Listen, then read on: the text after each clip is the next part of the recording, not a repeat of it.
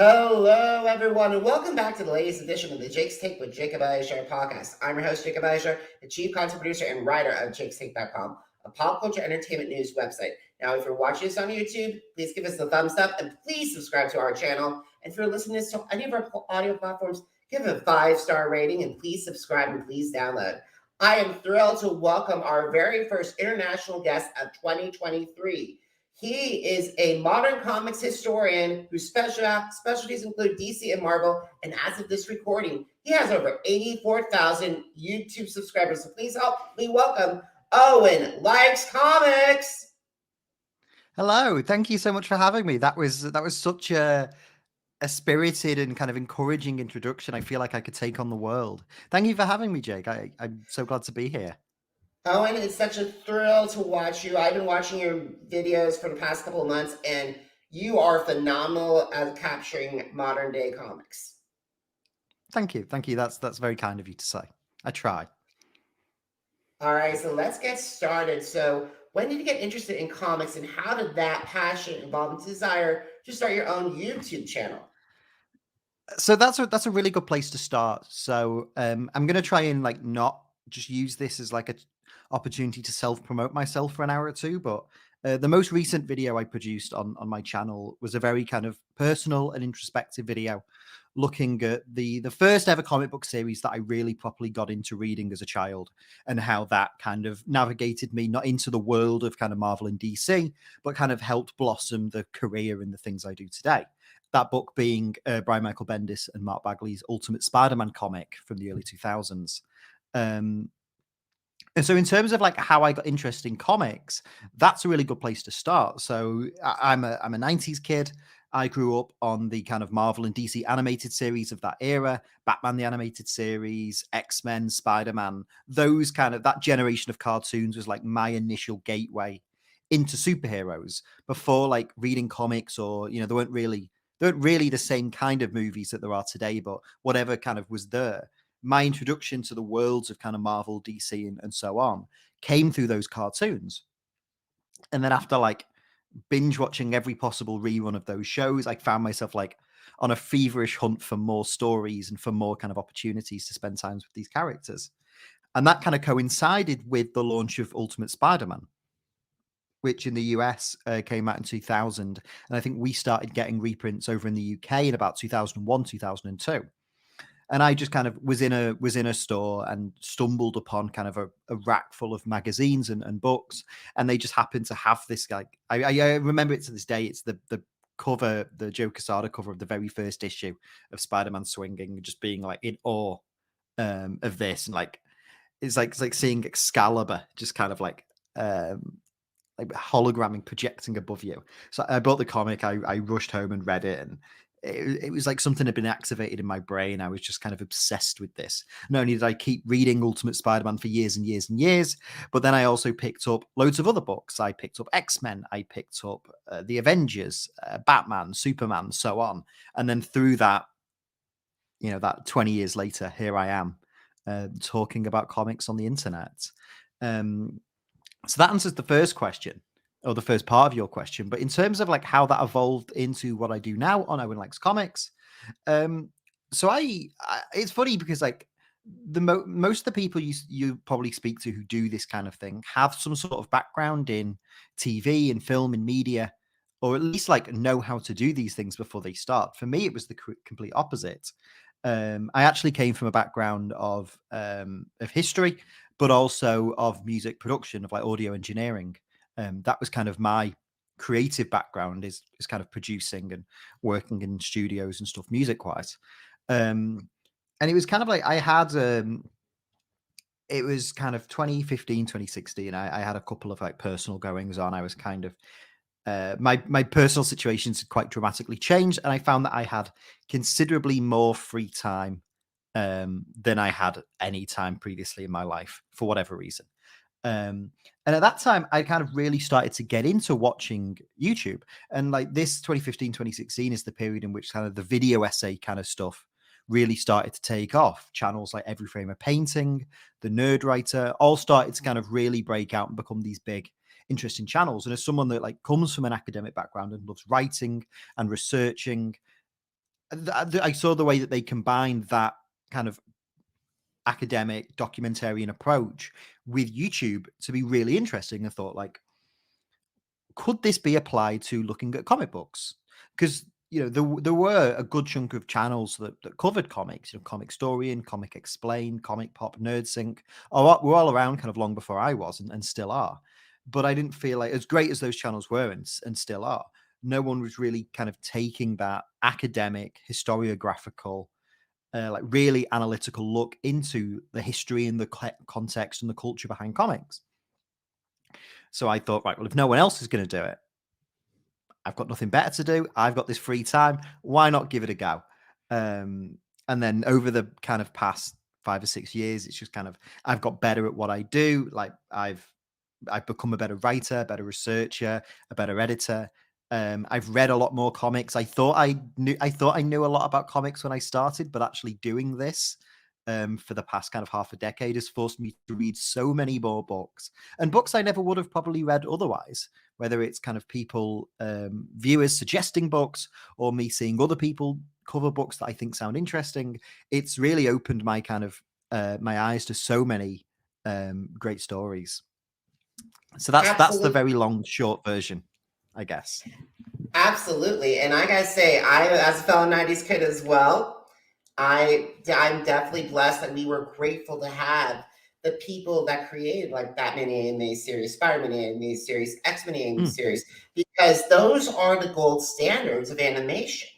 And then I Absolutely. also got through the animated, going to my first comic book shop, but it wasn't, it was the Batman Gotham Adventures, Batman and Robin Adventures. But it wasn't Yeah. until Hush that I actually started to pick up the adult comics, and then I went through Uncanny X-Men, and then the X-Men, and then so much, and then also when we'll get to it, the New Avengers, and then Ultimate Spider-Man. Yeah. So those stories got me hooked into that, and then and then around Infinite Crisis, I took like the build to Infinite Crisis. I became more active with DC, such as having Adventures of Superman, Action Comics, JLA, those kept those stories. So Yeah, absolutely. It's a kind of a similar time frame to me. Like, New Avengers was one of my big. Like, that was the first Avengers book I ever really read.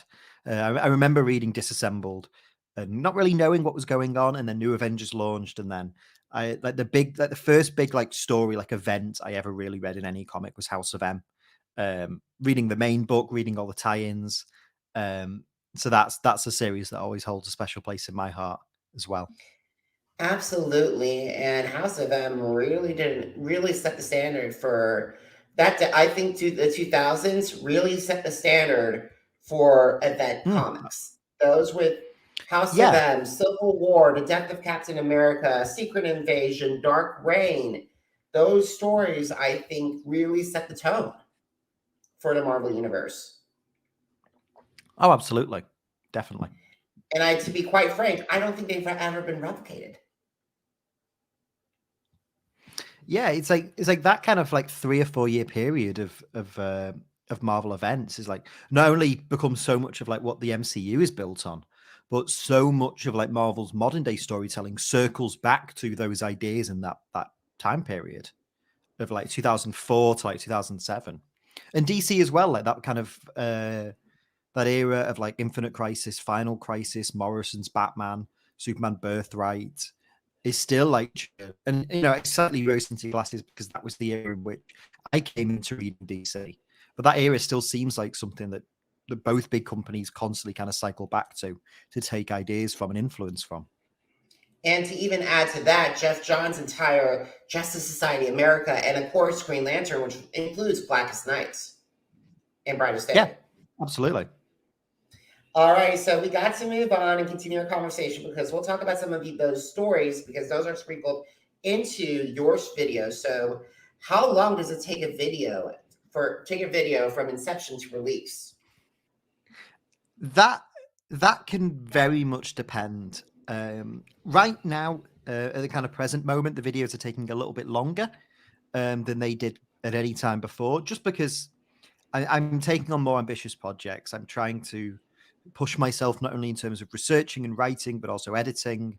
So the videos right now from start to finish. So the Ultimate Spider-Man video, which is the most recent thing on the channel, that probably from like me starting to properly put the script together to the video going out was about a month. And in that month, that involves me rereading the comics that I'm talking about, making notes, kind of getting a sense of not only kind of the plot and structure of the book, but also kind of the interesting tidbits that I can analyze and pick up on. And then it's researching, so looking for interviews, looking for reviews, looking for any kind of things, either by the creators or regarding the creators, talking about maybe the history of how the book came together, what their influences were, those kind of things. Those pieces of information that kind of inform how I present kind of the story of this book. So that's normally like the first like week or so is reading the comics, making notes, kind of putting together an outline and a plan of how I'm going to talk about it, and then seeing how I can kind of supplement that with information from the writers, the artists, the editors, other people that maybe worked at the company at the time, historians that have maybe covered it, and start to kind of put the pieces together of, okay, how did this come from a loose idea that someone came up with to a finished product? So that normally takes the first week or two. And then once that's done, it's just a kind of a case of editing it, of recording. I don't necessarily write the entire script and then edit the entire thing. I tend to kind of take it in chunks. So I put together an introduction, kind of set out where I want to go with the video, record and edit that all together. And then I can kind of get a sense of how the video is shaping up and kind of sculpt it and mold it with each extra kind of chapter and section of the video.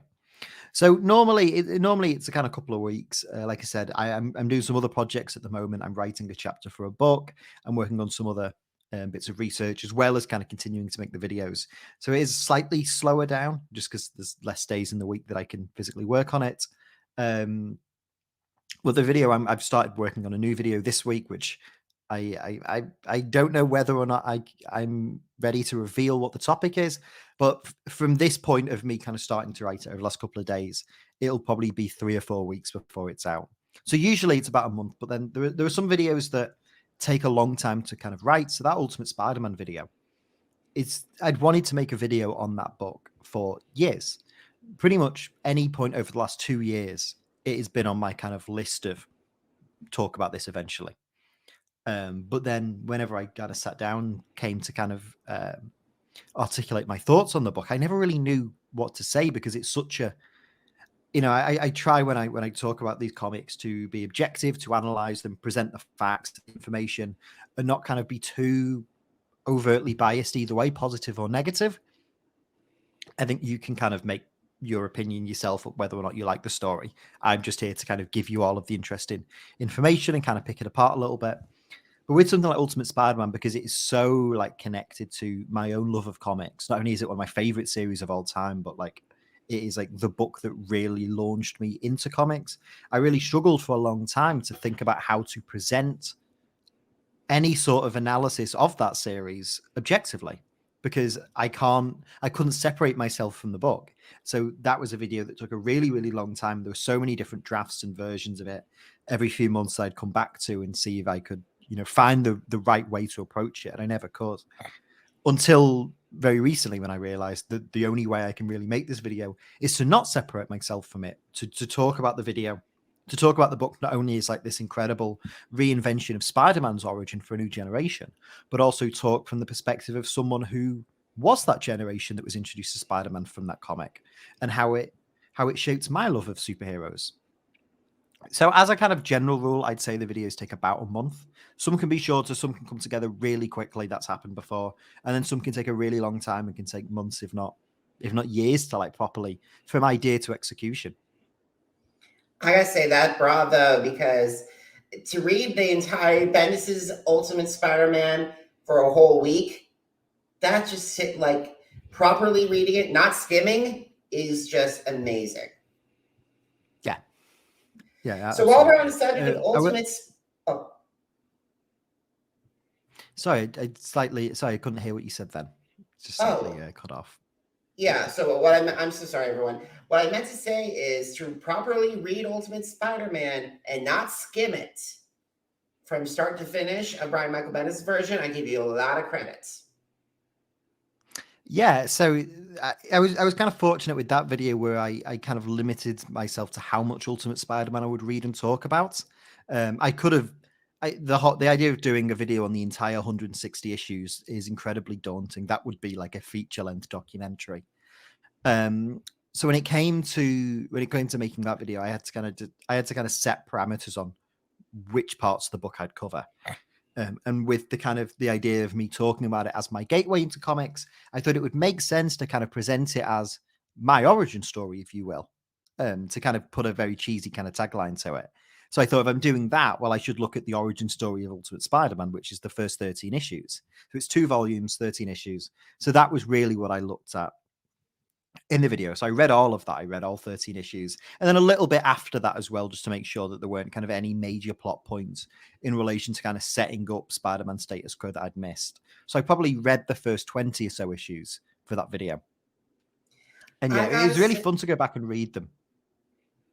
oh yeah, absolutely. I gotta say, while we're on the subject of Ultimate Spider-Man, one of my favorite videos of yours was your take on the Clone Saga because of all story that could have been one of the biggest flops of all time. But instead, the Ultimate Spider-Man Clone Saga, I think, is not only one of my all-time favorite Spider-Man stories, but also one of Bendis' best stories. Because I'm sorry, I'm going to say spoiler alert, everybody. You have a lot of things going on at once. 4 different clones, including Kane and Scorpion and Doppelganger. You also have the introduction of Spider-Woman. You have Dr. Octopus in one of the greatest, and I gotta say, his glory, great villain. And you finally have Aunt May realizing Peter's secret. You also have Yeah. Carnage coming back in the most horrifying twist ever. And not only that, you also have Nick Fury finally seeing the hero Peter Parker it truly is. So those are so many defining moments. Yeah, So the Ultimate Clone Saga is a really interesting one because I think I said it in the video that when it was announced, because Ultimate Spider-Man, this was the big like 100-issue storyline to kind of cap off everything that him and Bagley had done.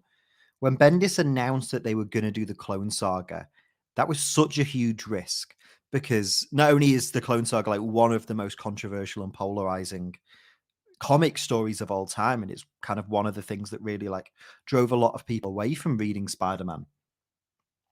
But Bendis and Bagley had been on such a high for like 7 or 8 years. Like Ultimate Spider-Man just never stopped being good. It was just so consistently quality. They were so good at kind of remixing and adapting old Spider-Man stories from the main continuity, but doing them in fresh and unique ways that it never felt predictable. And so when it came out that they were going to tackle the Clone Saga, I think everyone was very trepidatious and very kind of concerned, okay, that like are Bendis and Bagley kind of getting too overconfident for themselves? We know that they're great, but are they good enough to kind of make the Clone Saga work? No one can do that. It's a mess. And yet, I think the Ultimate Clone Saga is, like you said, one of the best things Bendis has ever written. It's a great kind of culmination of the arc of the previous 100 issues of Ultimate Spider-Man. Everything you talked about, from like the return of Carnage to how it uses Doc Ock to Aunt May learning Peter's identity to kind of his the change of his relationship with Nick Fury, and like you said, also the introduction of so many other cool characters. Ultimate Jessica Drew, Spider-Woman, is one of my favorite characters Bendis has ever created. I think it's so criminal. I think she's such an awesome character and such an interesting spin on Peter Parker, and an interesting way to look at the life of Peter Parker through that perspective. But then I think it's so criminal the way Marvel didn't really use that character enough afterwards. So I thought she was just fantastic. And yeah, so that video, that was the first time I'd really dabbled in doing any Ultimate Spider-Man on the channel. I'd done a fair amount of some other Ultimate books, but I'd kind of stayed away from Spider-Man for a long time. And now it feels slightly strange that like I've started doing the first 13 issues now, and I will probably go on and talk about another book from that kind of early run at some point.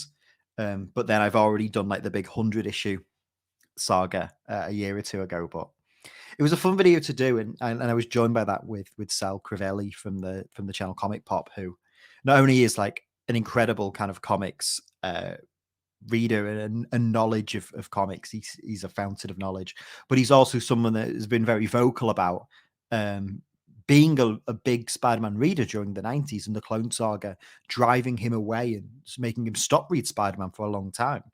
He didn't read Spider-Man for several years because of how much he was frustrated by the original 90s Clone Saga.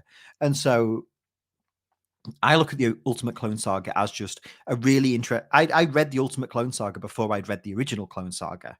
So I have a very different perspective on it than Sal would, who remembers the original Clone Saga when it happened and hating it so much. To him, but to me, the Ultimate Clone Saga is a victory of kind of this big celebration of Ultimate Spider-Man at 100 issues and how well it was.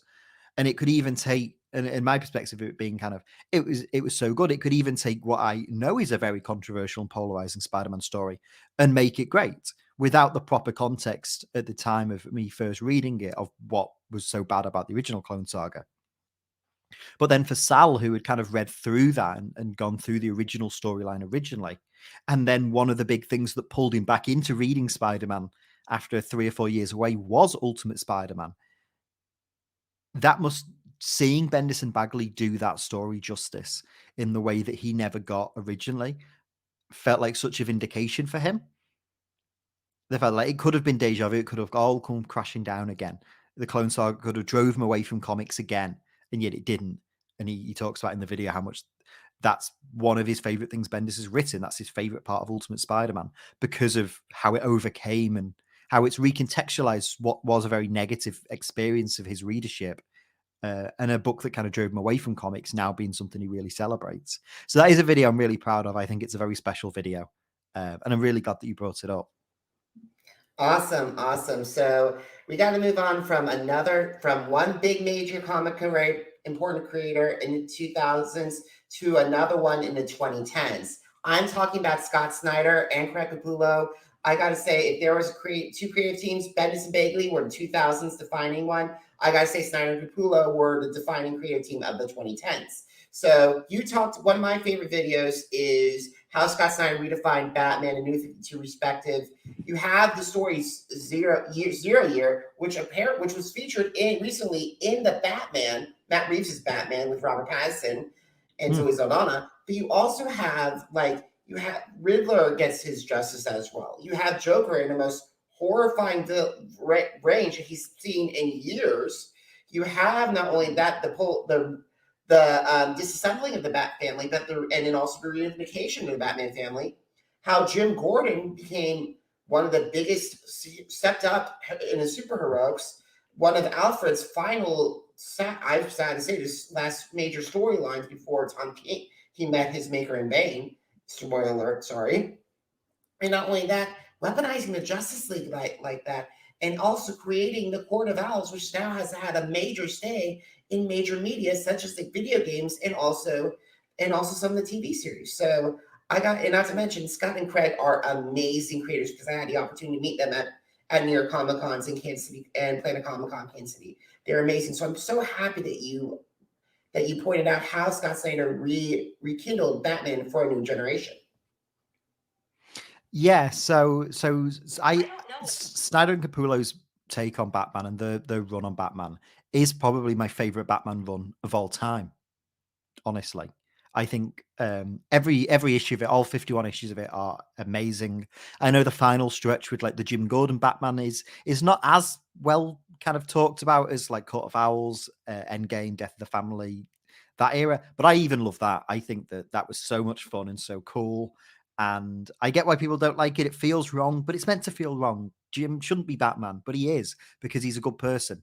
And he's a great hero, and he's the person that knows Batman best and has worked with him the longest of anyone. So I even like Super Heavy.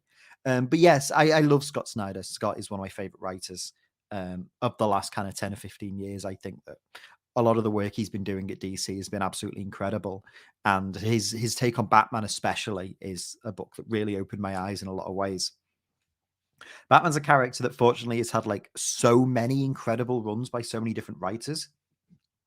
Scott takes over from Grant Morrison, who had wrote Batman for the previous 8 years and also had done an incredible run as well. So Batman was in a good place when Snyder and Capullo took over, but I really think they took it to another level. I totally in any agree story. because it's very, like you mentioned, it's very hard to follow Grant Morrison. You cannot Mm. follow them justice. We'll get to Morrison later when Exactly.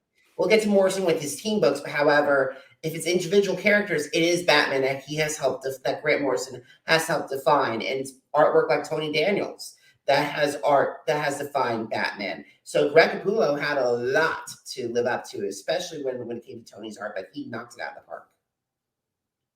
Yeah, exactly. It's like Morrison had done such a huge, like monolithic Batman run, beginning with stuff like R.I.P., which is one of my favorite Batman stories, all the way to like Batman's death in Final Crisis, Battle for the Cowl, the whole like Dick Grayson Batman era, which I think is amazing. And also it's kind of my introduction to Scott Snyder with Black Mirror, but then also all of the Batman Incorporated stuff as well. Like Morrison had done such this massive Batman run, which redefined the mythos in so many ways.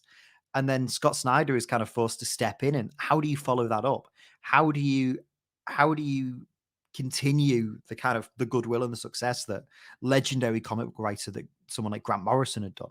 And yet I think that Snyder, it's a more kind of back to basics approach than Morrison had done with Batman. Morrison was very interested in expanding the Bat mythos and, you know, putting other people behind the cowl and turning Batman into more of a concept and an idea more than kind of an individual, which I think is cool.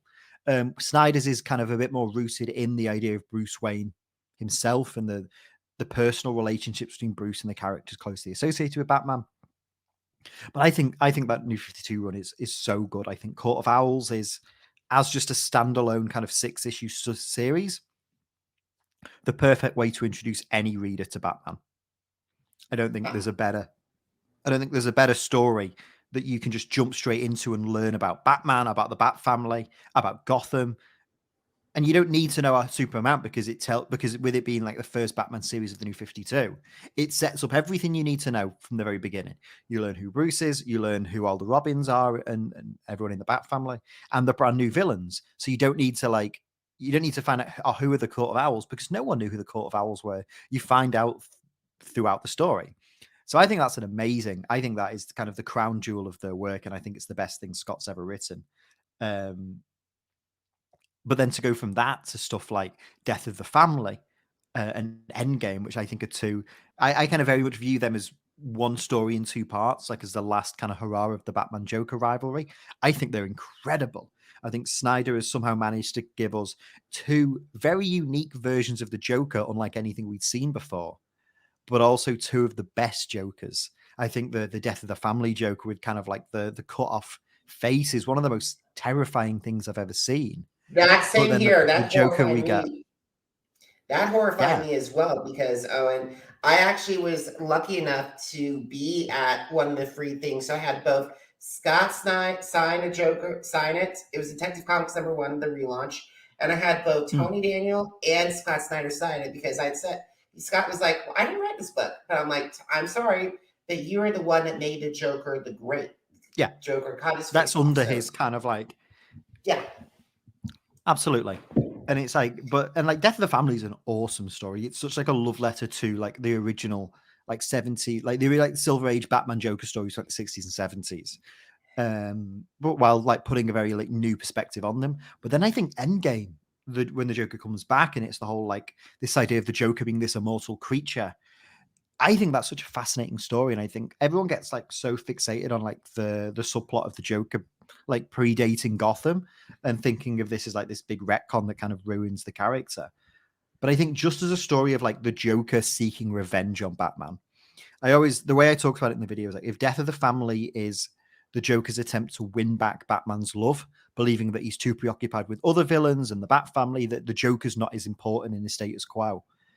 If Death of the Family is a Joker kind of insanely driven by love, Endgame presents as a Joker exclusively driven by hate, who's been rejected by Batman, has been pushed away, and all the kind of flamboyant and over the top of nature of the Joker is stripped away from him. You know, he pretty much dresses in black the entire time. It's a very kind of subdued, visually version of the Joker, and yet I think it's one of the most chilling and horrifying takes on the Joker we've ever seen. I know, and And then here's like, the. Oh, and here's the sad part because for me is I always read Batman in Kevin Conroy's voice and Mark Joker and Mark oh, Hamill's voice. absolutely. And it's so sad that we're not going to be able to see an animation or audio adaptation of those stories, because it's been chilling to see Mark. If you thought Killing Joker was Yeah. Hamill's terrifying at his best, and same with Arkham Joker, I have a feeling if Mark Hamill got his voice on the Joker on Scott's Joker, it's game over. Absolutely.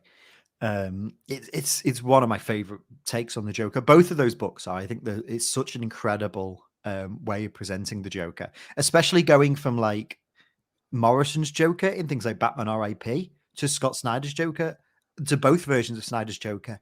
That's three wildly different takes on that character, all within like 5 or 6 years, that are all equally feel like the Joker and all equally incredible. I think it's so clever. And then, yeah, like you talked about 0 Year earlier as kind of a major source of influence for Matt Reeves's Batman, and definitely as someone who loves that series so much, as soon as I started seeing that seawall get blown up at the end of that movie, I was like, yes, let's do 0 Year. 0 Year is really cool because, and especially I think it's the most interesting part of that video for me, is because when I was reading it originally, that was the part of Snyder and Capullo's Batman I was the least into. Probably just because I am such a big fan of Frank Miller and David Mazzucchelli's Year One. The idea of anyone kind of replacing that with a new origin story just seemed like sacrilege to me. And it was only like when I went back and when I was rereading the entire run for this video, I stumbled upon an interview with Snyder where they talked about how they approached writing 0 Year. And he basically said that I knew I could never do a better version of Year One than Miller did. I could never do a short, condensed, dark, gritty, realistic origin story for Batman better than Batman Year One. So instead, I'm going to do the opposite choice to everything Miller and Mazzucchelli did. Year One is 4 issues. 0 Year is going to be a year-long saga. Year One is a very grounded street level story. Okay, mine's going to become like a blockbuster epic movie. You know what I mean? Year One is going to be very muted in terms of its color palette. 0 Year is going to be this kind of almost neon and technicolor Batman event. And so it's like reading it from that perspective is, and hearing how much Snyder has this love and reverence for Year One, and basically wanted to do the inverse and see if it would still work as a Batman story while keeping the kind of thematic core of that story, but tonally and stylistically doing the complete opposite. It not only gave me a newfound respect for Scott as a writer, but it gave me immense respect for Greg Capullo as an artist, because I think he is one of, if not the definitive Batman artist, specifically of kind of the modern era. And I don't think he ever did any better work on Batman than in 0 Year. It's the way he adapts like so many like famous bits of iconography from previous Batman stories. The way he incorporates the pinks and the yellows and the reds of the color palette, while also making it still feel quintessentially Batman, is just incredible. So the entire run as a whole, like rereading the whole thing, I really love what Snyder and Capullo did. It's one of my favorite, like I said, it's my favorite Batman run. So many stories in it are some of my favorite Batman stories, and getting to present that in a video was so much fun. And I gotta say that throughout the entire New 52 line, it was probably that book, along with Jeff Johns' Justice League, and Jeff Johns' Green Lantern, and probably Gail Simone's Batgirl, were, in my opinion, the glue, and Jeff Jones' Aquaman. I forgot to throw that in there. It's those books were the foundation, really were the most consistent parts of New 52. And unfortunately, and I gotta say, your second most viewed channel video on your channel is the rise and fall of the New 52. And I think you've done a brilliant job. And it must not have been such an easy task going through all of New 52, because that's way too, because there's been some duds, there were some fantastic stories, but at the same time, it felt like so bleak. Yeah, so the New 52 is a concept in a time period of DC that I've always been immensely fascinated with, because it's a period of massive extremes. You know, as a whole, as an initiative and as an era of DC, it's quite often looked at as a failure. It's looked as a period of DC that didn't work. You know, Rebirth comes in 4 or 5 years later and kind of like softens and undoes a lot of the major status quo changes and continuity changes of the New 52. But at the same time, there's so many awesome books that come out of that period. You know, we talked about Snyder and Capullo's Batman, and I very much think that is kind of like the crown jewel of the New 52. But like you said, Gail Simone's run on Batgirl is awesome. There's an amazing Batwoman series that comes out at the start of the New 52 as well. John's Justice League series is really great as well. The Aquaman, the backups they did for Shazam in Justice League were awesome. I'm not massively high on New 52 Superman as a whole, but I think there are a couple of really awesome Superman stories that come out of it. Morrison does that kind of brief run on Action Comics to launch it.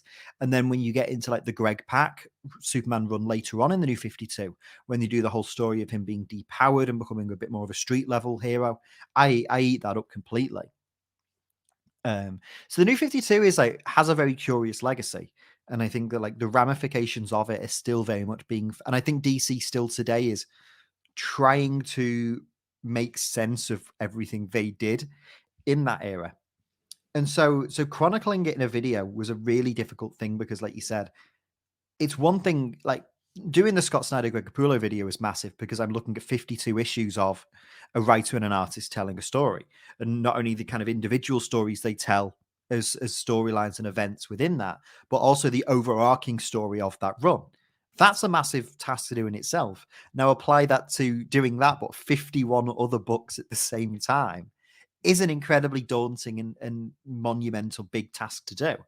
And the thing I was really interested in with that was there's a lot of good New 52 books and there's a lot of not so good New 52 books. I don't think that's a controversial thing to say. But why, as a whole, is it looked at so negatively? And the conclusions that I kind of came to was not so much on the individual stories, more on how it was handled from an editorial standpoint. The idea is that it was a very last minute change that DC made, that prior to the beginning of Flashpoint, DC weren't really planning on doing this massive continuity reset. And it was only like as they were doing the Flashpoint saga that they realized there was an opportunity here to use that as a jumping on point for a reboot. They kind of rushed into it. So you get things where like Snyder and Capullo didn't have to change that much, taking over from Morrison and what they'd done on Batman for the New 52. I know obviously Batman and Green Lantern were the two books that kind of didn't have their entire continuity changed as much as, like, say, Superman, for example. But then there's other books like what Morrison did with Action Comics that I think are really hurt by the editorial situation.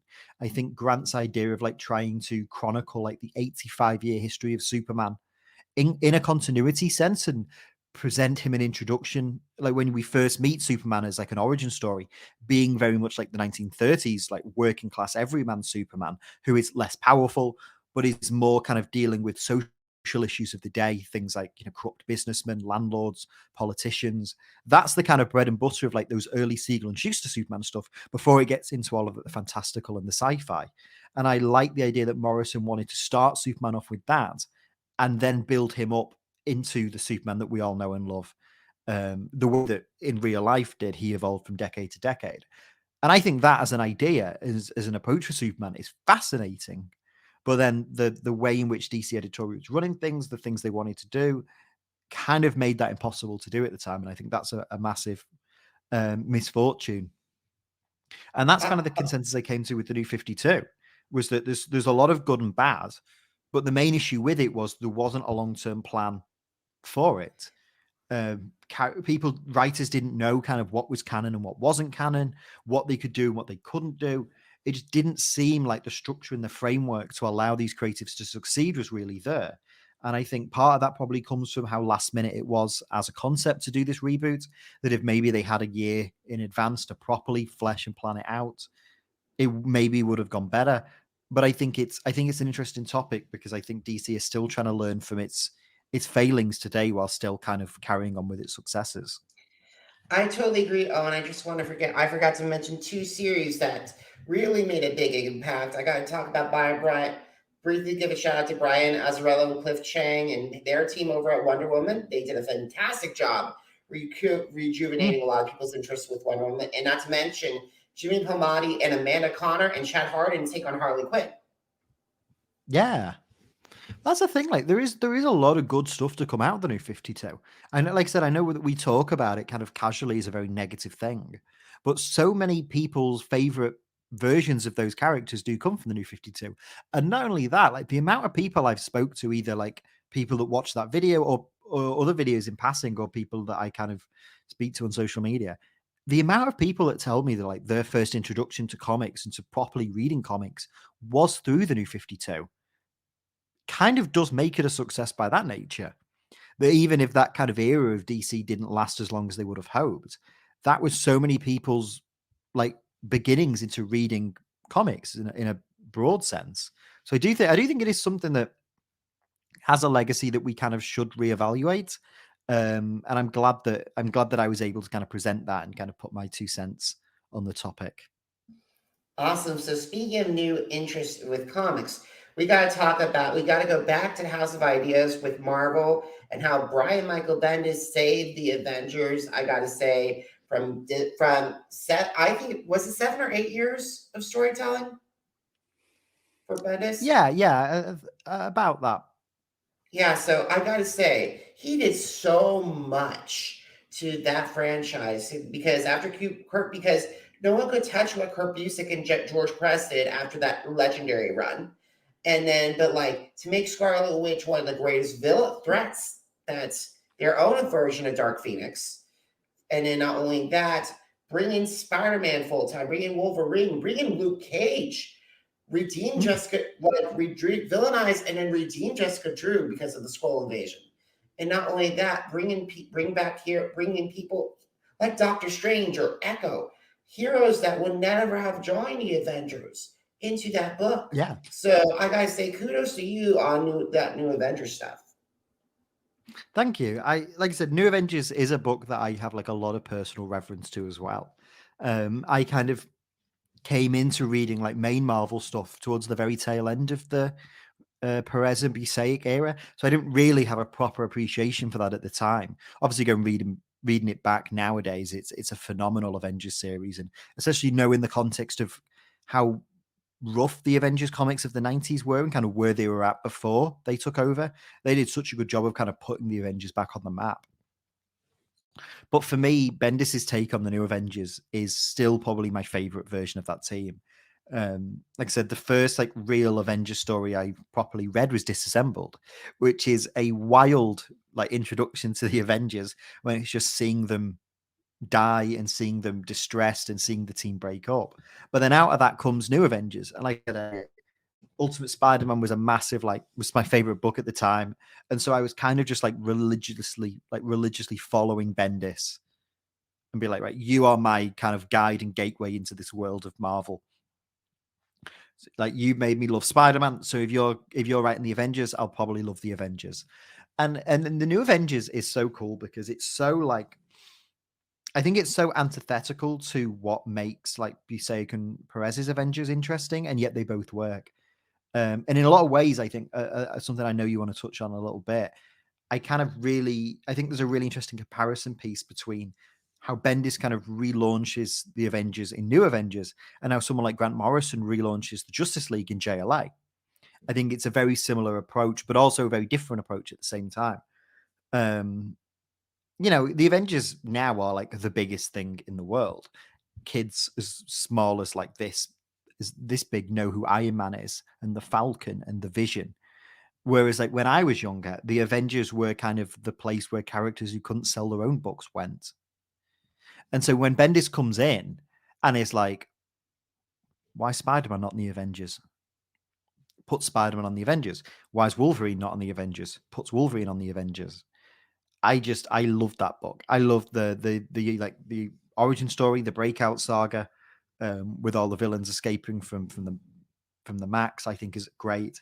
My favorite part of that, and one of the thing I remember reading at the time that like really like blew me away was the introduction of the Sentry, who is still to this day one of my favorite comic book characters ever.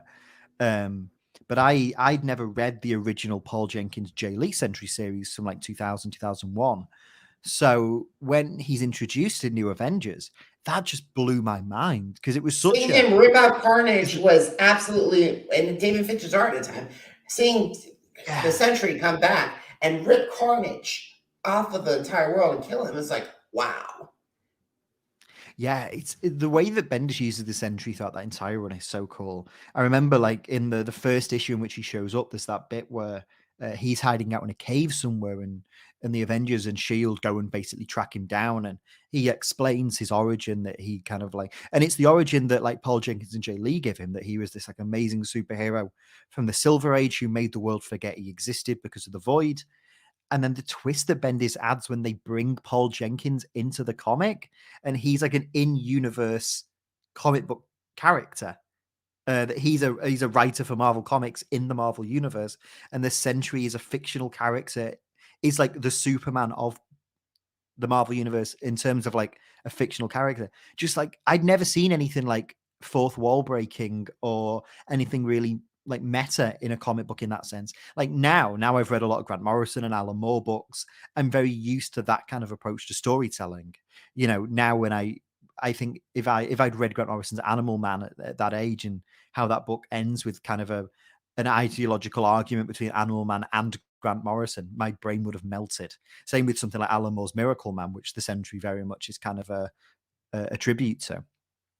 And so that entire New Avengers run, pretty much from Disassembled to like House of M and Civil War, I think it's one of my favorite periods of Marvel writing. And I think it's one of Bendis's best periods as well. And the fact that Bendis was writing that and Ultimate Spider-Man at the same time, and both of like the best kind of periods of both titles come at the same time is such a high testament to like the level Bendis was working at in like the early to mid 2000s, that he was writing multiple like era and genre defining, generational defining comics. Absolutely. And got to mention that New Avengers pushed people to push all the major events that I told you about: Civil War, Siege, Secret Invasion, and not Yeah. mention putting Norman Osborn, raising Norman Osborn's threat level from not just Spider Man, but the entire Marvel Universe. And not to mention Yeah. making the Skrulls more terrifying than ever before and bringing back characters like Mockingbird. And not to mention, and eventually the Wasp, too.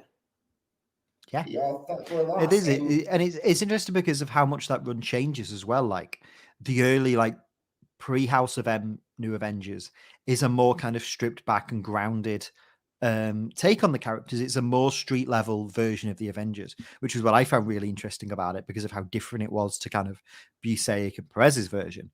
But then, like once you get into Civil War and you get the split of the original New Avengers, and you go into things like Secret Invasion, Siege, Dark Reign, the way that book kind of constantly changes and evolves, both in terms of like the superheroes featured in it, but also like the tone and the world of Marvel at that time and how it changes. Bendis is so, and I know like he's kind of the main, he is kind of like the main creative force at Marvel in that period. But the way he like evolves the title with so many major status quo changes and keeps it interesting is such a testament. yeah, I gotta say that final lineup that Bendis did before Heroes before the heroic age of Mm, Bucky Barnes Cap, of Luke Cage and Jewel, and the real Jessica Drew, and Miss Marvel, and and Wolverine, and Peter Parker. absolutely. That is and Hawkeye. That is probably Yeah. one of the most amazing lineups I have seen in years. It is, and it's so good because Bendis does such a great job of balancing like classic Avengers mainstays like Captain America, like Iron Man, like Hawkeye, while also like promoting like obscure and lesser known characters to the forefront. Like Luke Cage is like one of the mainstays of the New Avengers. He is kind of like one of the real leaders of that team. You know, we have Echo on the Avengers, we have the Sentry, we have Spider Woman. It's such an interesting with Jessica Drew. We have so many like characters that you would never put together on the same page, that would never really interact and really be involved in stories together. And the way Bendis kind of brings them all together and makes it work is so cool, in my opinion. I totally agree, 100%. We got to talk about one. We got to talk about one before we move on to Grant Morrison. We got to talk about Secret Wars 2015 because that was, in my humble opinion, the last great Marvel major event that I picked up, because it's Jonathan Hickman at his best. It is not only you see, and also it's also, like you said earlier, a love letter to the Fantastic Four and to Doctor Doom, and see Yeah.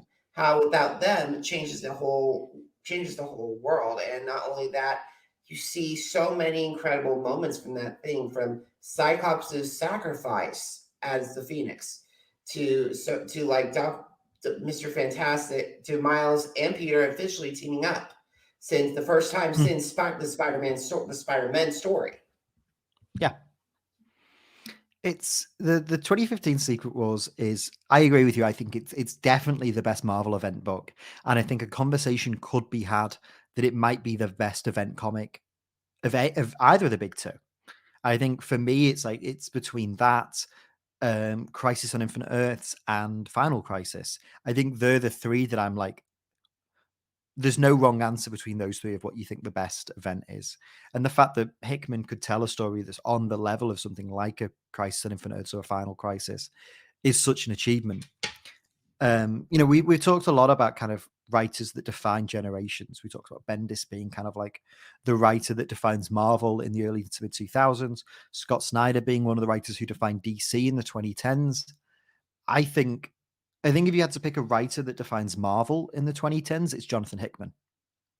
I think that everything they did, whether it's like the run they did on the Ultimates, to the Fantastic Four and Future Foundation series, to Avengers, New Avengers, and then into Secret Wars. One, the fact that that's all like one 12-year-long story that runs throughout 4 or 5 different titles. But then Secret Wars itself as an event is one of...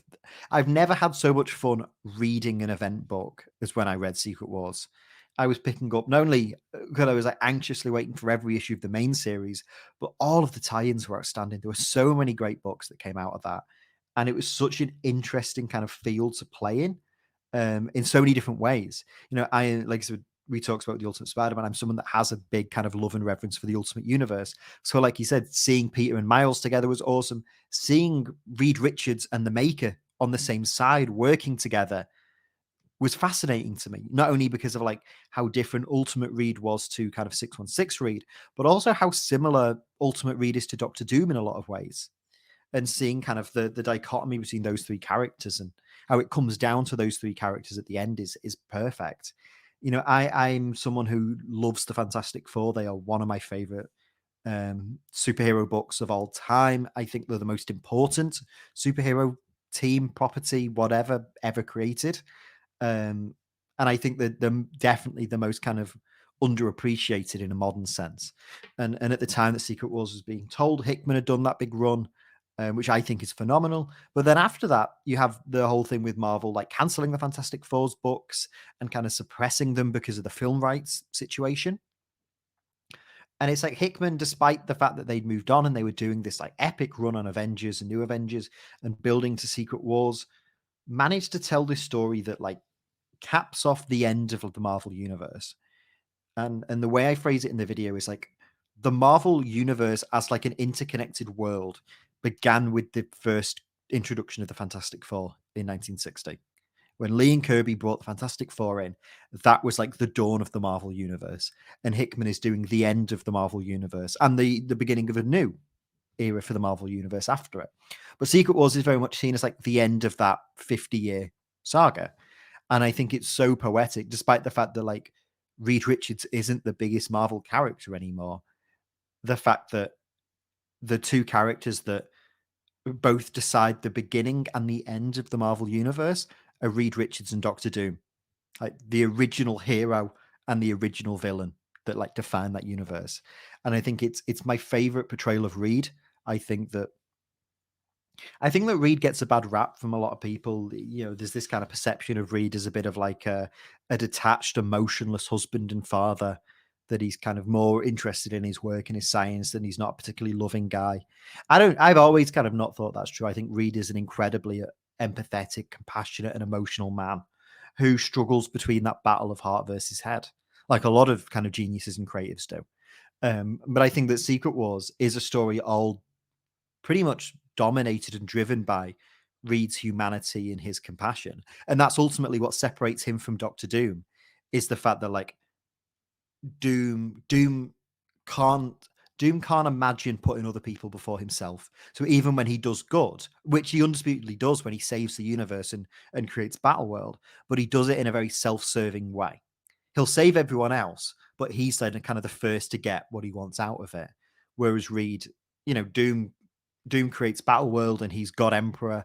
He scrubs Reed from existence and everyone kind of lives worshipping him. At the end of Secret Wars, Reed creates the universe and is just he's barely even in it. He goes off with Sue and the kids to kind of remake the multiverse. It's like Doom. That's what I love about how Hickman kind of presents how similar and how different those two characters are. And it's ultimately what makes me love Secret Wars so much, is it's like Doom can't handle not being the center of attention in any story he's in, which is a very on-brand characterization for Doctor Doom in anything, that he always has to be the most important character. And he sees himself as the most important character. Whereas for Reed Richards, he has all the power in the universe at the end of that story. He is the most powerful man. He can remake reality however he wants. And all he wants to do is just be a dad, be a husband, and be a scientist. He's not interested in ruling the world. He's not even interested in being kind of like the most beloved superhero in the world. He just wants to be a father, a husband, and an explorer. And I think like that's such a perfect way of encapsulating the differences between those two characters. And it's such a great tribute. And it's, Alex said, at a time when the Fantastic Four were kind of being pushed to the side, Hickman kind of reminding us of not only like how fascinating and incredible these characters are, but how important they are to the history of Marvel as well. And I love that book so much. I really, really do. Absolutely. Secret Wars definitely is up there with the greatest modern day storytelling. Will take 12 years. 12 years to tell that story is just absolutely amazing. And speaking of stories, Well, that's one final story that we got to talk about are two franchises that were looked upon, frowned upon, or maybe like not underutilized, and how one man changed everything for both franchises. I'm talking about the one and only Grant Morrison, and the two teams I'm talking about are two of the biggest teams in comics history. In fact, probably two outside of Fantastic Four for Marvel, the X-Men are another very important franchise, and for DC, it's their flagship. It's Justice League. So we're talking about JLA and new X-Men, two important storylines for the late '90s and early 2000s for JLA, and new X-Men for 2000. So those videos that you made for both of them were phenomenal. There are so many incredible moments for JLA. It's Joker holding the Philosopher's Stone and going out of control. And also the superheroes banding together to stop Mageddon. It's also the formation of Prometheus invading the Watchtower, not once, but twice, and Oracle taking him on head on. And not to mention the renovation of Zazala, the Queen Bee, on Justice League. For new X-Men, seeing the horrifying number of those evil Sentinels that Cassandra Nova can mention, wipe out Genosha. Not to mention Emma Frost becoming one of the greatest villains here, going from one of the greatest villains to anti-heroes to one of the core leaders of the X-Men. Seeing Zornito really wipe out New York, the sad depart, and also one of the most heartbreaking kills of Jean Grey. Yeah. Those are all They are two. One man has created epic, and not to mention Howard Porter, Ethan Van Sciver, all of those, Phil Jimenez, all those incredible creators that he worked with, that they worked with to cultivate those two universes. Definitely. So I'll start with JLA. We'll kind of go in terms of like the timeline in which both books happened. So I'll start talking about JLA. I love that book so much. It's my favorite version of Justice League. I think still is Keith Giffen and James DeMatteis' Justice League International from the mid-'80s. It's a very different take on the Justice League. It's very silly. It's very lighthearted. But I love that book so much. It's one of my favorite long-running series of all time. But I think the JLA is the best take on the kind of more classical Avengers I've ever read. Hands down. It is like, the whole idea of like DC's heroes representing kind of mythological figures and gods, I don't think has ever been encapsulated better than in JLA. And there's so much I love about it. I love how Morrison writes the Justice League. I love the kind of I love the choice of characters that's in it. Although it's the original 7 members from the original 1960s JLA, the way it uses legacy heroes is so cool to me as well, because it's kind of there's a generational gap in the Justice League, and I love how the older and the younger members interact. You've got like the Trinity and Aquaman being like the older statesmen of the team, but then you've also got the Flash in this series is Wally West. Green Lantern in this series is Kyle Rayner, and then a few kind of stories later on, you get Connor Hawke joining the team as Green Arrow as well, and you have like 3 or 4 more seasoned, experienced elder statesman heroes fighting alongside a younger generation of heroes. And I think that the similarities and differences between those characters and the ideology of that is really interesting. I think that one of my favorite things about JLA is I love like the first 6-issue saga with the Hyper Clan. I think that's great. And then straight after that is when DC in the Superman series make the change to go with Electric Blue Superman, which is one of the silliest creative decisions ever made. And so I spoke about this on Twitter recently because I was thinking about it. The end of issue 5, like the original like New World Order Hyperclan story ends. Superman has the long hair mullet, but like the classic blue and red costume. Issue 6 starts, Superman shows up to the Watchtower and is just blue. And Grant never takes the time to explain why.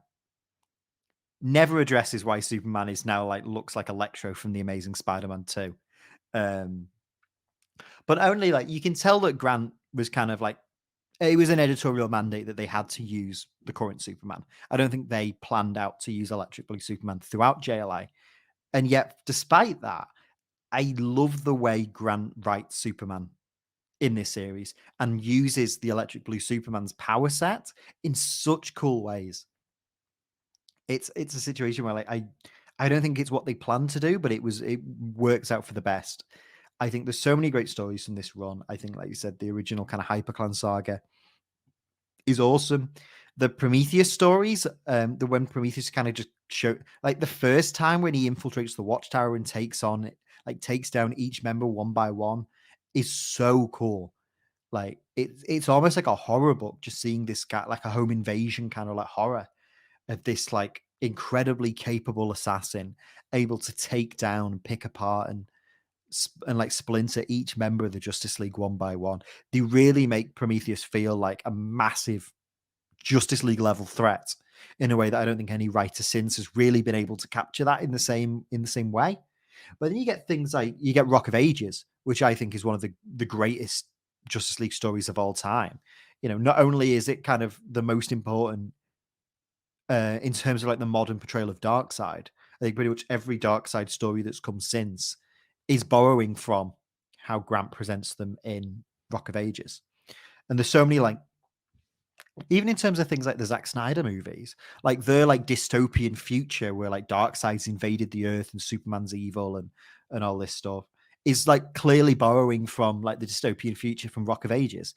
And the same with like some of the animated movies, like the Apocalypse War film that they did a few years ago. That concept seems to be like a recurring thing that all circles back to Grant's JLA one. And like you said, the big kind of final story where they fight Mageddon, and it's like this like massive fleet and army, like the Justice League lead the entire world into battle, is such an epic conclusion. It's such a fun run, and I think that like as much as I want to praise Grant Morrison's writing for the series because I think it's one of their best works, like Grant is known as being one of the greatest comic book writers of all time. Grant gets a lot of love for a lot of books. The big like criminal thing about JLA for me is the fact that like Howard Porter didn't go on to become like a massive artist, because I think the way he draws the Justice League is incredible in this series. I love his art in JLA. I think I think he's the perfect guy to like couple Morrison's writing and depict the Justice League as this like incredible pantheon of gods. And it completely blows my mind that coming out of that, he didn't go on to be like a household name in terms of comic artists. But like how Grant reinvented the JLA and took them from a place where like, the Justice League weren't really doing well after the end of Justice League International. You think of like Death of Superman era, the Justice League are fodder for Doomsday in one issue. He punches Blue Beetle into space. Like they're not an obstacle, they're not a threat, and they're not to be taken seriously. And so the way Morrison kind of reinvents them and brings them back and puts them back on that pedestal, and they've never really left. Like since JLA ended, and like Mark Waid took over afterwards, does Tower of Babel, has an incredible run, and then like into the 2000s and the 2010s, the Justice League have stayed the biggest and the best that DC has to offer, and a lot of that has to do with Morrison and Porter. So Morrison does that once and then decides they're going to do it twice. So then they hop over to Marvel and do it again with X-Men. And obviously, like, X-Men's a slightly different scenario because like Chris Claremont had wrote the book for it was like 20 years at that point. And then they'd left in 92. You have like the 90s era of X-Men, but that peters out quite quickly. Like the late 90s is a really rough time for X-Men. Like after like post Age of Apocalypse, it's not great, especially like as Marvel's going through the bankruptcy stuff. The X-Men kind of falls apart a little bit. I gotta And give then, you like, a little defend here because I gotta say I love the lineup of Storm, Wolverine, Gambit, Rogue, get Marrow, Kitty Pryde, Nightcrawler, and Colossus. That was one of my all-time favorite lineups. And with the Magneto War too, and also with the 100 stuff, those were great. yeah, And I admit that like the death, like Mystique's final revenge in Dream's End, and then not to mention the death of Colossus at the near the end, and then Eve of Destruction, which features Magneto as most powerful yet. Yeah, yeah. those were some good moments, but like I totally Oh, understand what you're absolutely. saying. Definitely. But I think by like 2000, I think it was very clear that the X-Men needed a reinvention. And obviously they try and bring Claremont back briefly in 2000, and that doesn't seem to do it. And so the way I phrased it in the video is basically they tried to bring Claremont back to try and recapture the magic of the previous X-Men run. But Claremont had been out of comics for 8 to 9 years at that point, and I feel like as great as Claremont's X-Men is, because they wrote the series for so long, there wasn't much else for Chris Claremont to do by the time that they left. They kind of finished writing X-Men at a natural point where they'd taken the X-Men as far as they could, and it was now time for other people to do things with it. And so instead of bringing Claremont back, Marvel needed someone new to do to X-Men in 2000 what Chris Claremont did to the X-Men in the 1970s. And that just happens to be Grant Morrison. And it's funny because Morrison's X-Men wasn't like my gateway into X-Men, like the first X-Men series I read was like the tail end of Morrison, and then really the Joss Whedon Astonishing X-Men was like the first X-Men series I properly read, and that's a good run. Like I think Astonishing, like controversies with Whedon aside, is a very good run and a very good introduction to the X-Men. But in hindsight, it does kind of remove a lot of the interesting things that Morrison does in terms of like evolving the mythos of the X-Men in their series. I think that like you talk about that kind of first story with Cassandra Nova, with the destruction of Genosha and the mutant genocide, is such like a moving and powerful change to the mutant status quo. Not only like how it evolves the place of mutants in society, but how it evolves Charles Xavier and the X-Men as well. I love the way that it's funny because I know at the time, like especially with like all of the movies and stuff, people have kind of gone against, not have kind of turned on the idea of the uniforms and the X-Men being this kind of paramilitary force. Whereas I think in new X-Men, like I love the black and yellow jumpsuits. I love them being presented more as like a military force than a superhero team. And I think that like taking them that next step further and kind of in a bit more serious direction is really, really interesting. I think that the only downside I think with new X-Men is whereas JLA kind of had very consistent, it was Morrison and Porter pretty much from beginning to end, with like a few kind of fill-in issues here and there. One of the issues I have with new X-Men, just from a reader's perspective, is the constant changes in artwork. That it's never like you could be reading one trade and issue to issue, it'll switch from Frank Quietly to EVS to someone else, and it does kind of break the immersion a little bit. While I think all of the artists that work on the series are good, it doesn't have a kind of uniform look in the same way something like JLA would. But I think in terms of like plotting the course for the future of the X-Men, JLA does New X-Men does such a great job. That first, I talk about this in the video, and I talk about this to death to anyone that asks me. The very first page of New X-Men 121, the first issue of Morrison's run, the first page is with the decapitated Sentinel and Cyclops like shooting at it and Wolverines, and there's a little mutant kind of hiding underneath like the Sentinel. Wolverine's like sliced its head off, and Cyclops is lasering at it. It's like, and the only dialogue in the scene is Cyclops saying, "Wolverine, you can probably stop now." And it's such a great metaphor and such a great way of saying, like, this is a very familiar scene. We've seen the X-Men working together to defeat Sentinels time and time again. And then Cyclops saying, "You can probably stop doing that now," which is a very meta way of Grant saying, here's a scene you're very familiar with. It's been in countless X-Men stories. Now we've shown you it. Say goodbye to it, because we're going to do something else, and we're going to do something you've never seen before. And I think that, like, yeah, for better or for worse, because there's some odd choices in New X-Men. I think that the Zorn stuff I'm still not sure how I feel about it. I can't work out whether it's incredible and hilarious or ridiculous. And the idea that Magneto just kind of poses as an exchange student in Xavier's school for like years in order to get revenge. I can't work out whether I like that or not. I think I do. I think it's incredibly silly and fun, which above all else is kind of what Grant wants superheroes to be. But then you get into stuff like the Cassandra Nova, Charles Xavier stuff, the death of Jean Grey at the end of the run, and even the little time travel epilogue story that they threw in, which is something I completely forgot about until I made the video. There's so many powerful moments from that series. I think that one of my favorite things about it, I'm just kind of rambling at this point, is its use of Emma Frost. Emma Frost kind of becomes the protagonist of the X-Men, and kind of not only becomes like the de facto team leader, but he's kind of like the main character of the series for a good chunk of time. And like her relationship with Cyclops is quite polarizing because kind of love triangle with Jean Grey.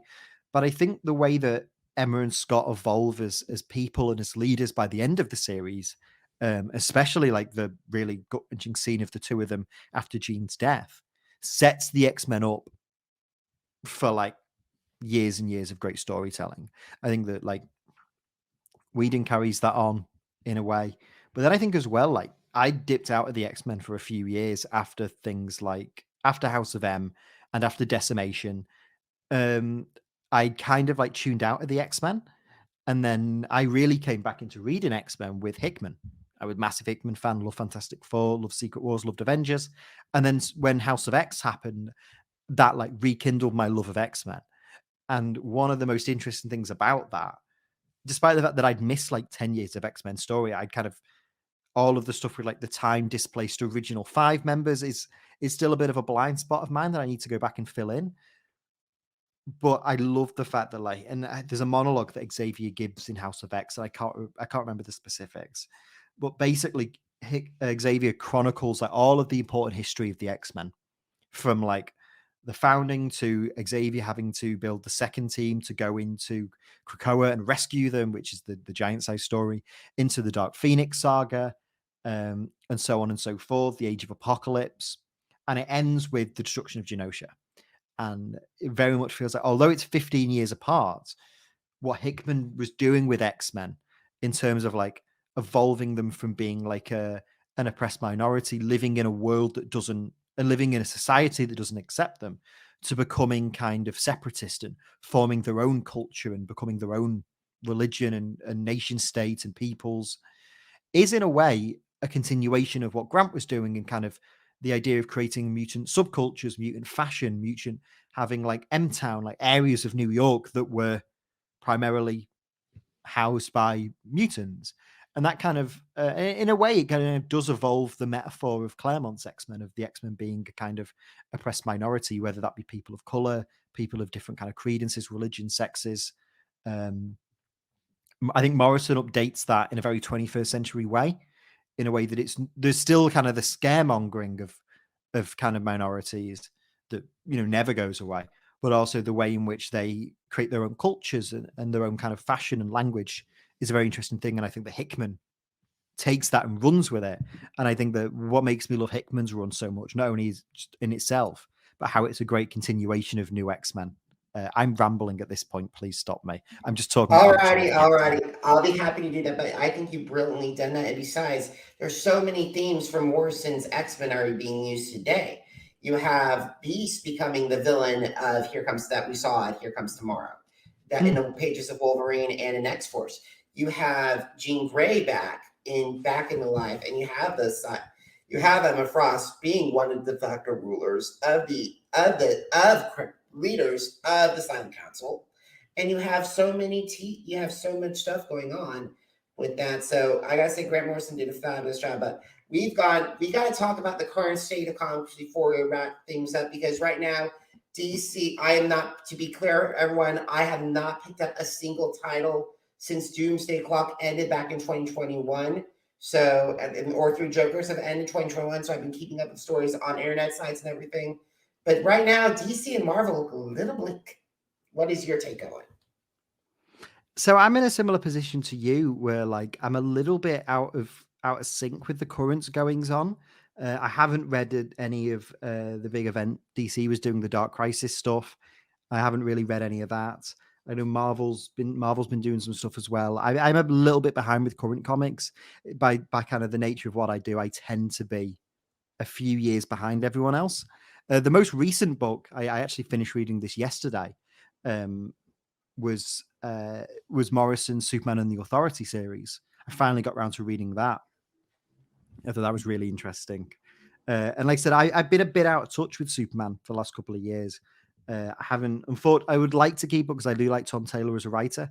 I would like to kind of keep up more with the current goings on with Superman, especially with John. I think that's a really cool, from what I see and what I hear, that seems like a really cool run.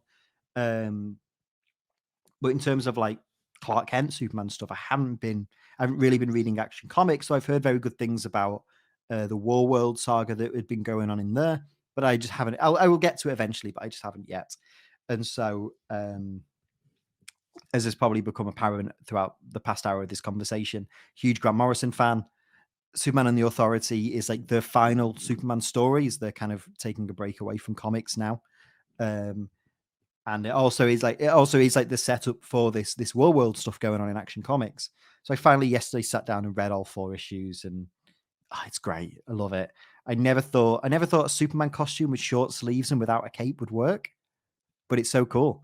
I love it as like a thematic continuation of things like All Star, which is my favorite comic book of all time, and of what Grant did in JLA and what Grant did in the New 52. Superman and the Authority is like the final epilogue of that Superman, where he is older and his powers are pretty much gone, and he has to rely on his brain and his heart, and leads a team of people that can kind of make up the heavy lifting physically for him, while he is kind of more of like a Charles Xavier type character, as like a strategist and a leader and like a father figure. And also not to mention Bruce. It sounds like Bruce as well. Well, it does in a lot of ways. He's kind of taking Bruce's role in teams like the Justice League and the Outsiders and the Bat Family. It's a really cool series, and it's drawn by Mikel Janin, who is one of my favorite artists in comics right now. I fell in love with him throughout the Tom King Batman series. I really, anything he draws, I will read. And I think that him and Morrison teamed up great on Superman. But that's probably the most recent thing I've really been reading. Like I said, because I tend to, like I said, I don't want to spoil the new video too much, but it is a 90s DC comic. So I'm kind of knee deep in DC in like the years between like 1993 and 1997. So I'm just going to like stay there and check out what's going on, I guess. Awesome. Is Batman still Jean-Paul Valley? I'll read and find out. Superman have his mullet yet? Who knows? You got a lot of stuff to catch up on, my friend, and I will give you a list when we get off camera on stories that you need to catch up on with the Bat family. No, absolutely. There is a lot of there's so much like modern stuff I need to kind of catch up on, and that's the beauty of it, because I'm always like going back and filling in holes of things that I hadn't read from the 70s, the 80s, the 90s, even earlier than that, sometimes 50s and 60s stuff. Because I'm always plugging in those gaps so I can just seem like encyclopedic knowledge of old comics online. it also means there's always more books in the present day that I can get to and read.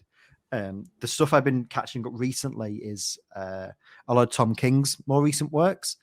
Big fan of Tom King. Mr. Miracle, his Mr. Miracle series is one of my favorites.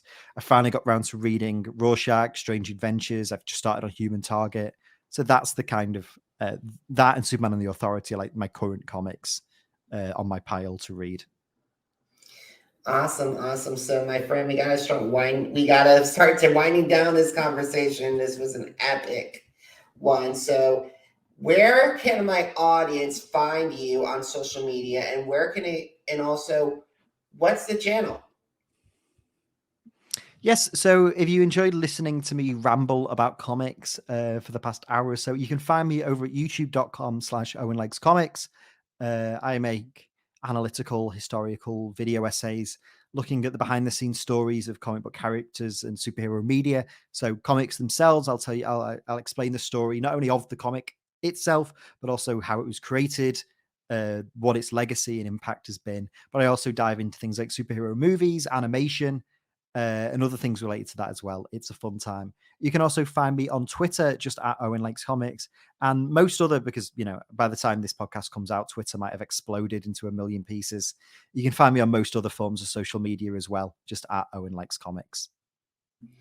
Awesome, guys. So if you missed an episode of the Jake's Take with Jacob Elyachar podcast, head to our channels on Apple Podcasts, Deezer, Google Podcasts, iHeartRadio, Podcast Addict, Spotify, and Spreaker. It's Jake's Take with Jacob Elyachar, JACOBELYACHAR. Now, are you on social media? Because I'm on social media too. Facebook, Instagram, Twitter, and YouTube. Jacob Elyachar, JACOBELYACHAR. And Owen, in August, jakestake.com is turning 12 years old. Wow. So if you want my take on articles and interviews, what's going on in America's Got Talent, The Masked Singer, and some of my takes on some of my favorite comic book stories, visit jakes-chick.com to check it out. Owen, thank you so much for taking a lengthy amount of time with me. I really appreciate it. I truly enjoy talking with you about all things comics, modern day comics. Absolutely, definitely. Thank you for having me. This has been a lot of fun, and hopefully we can do it again soon. Absolutely, yes. So, guys, thank you so much for listening to this. Thank you so much for watching us. Until next time, have a good one, everybody. Goodbye.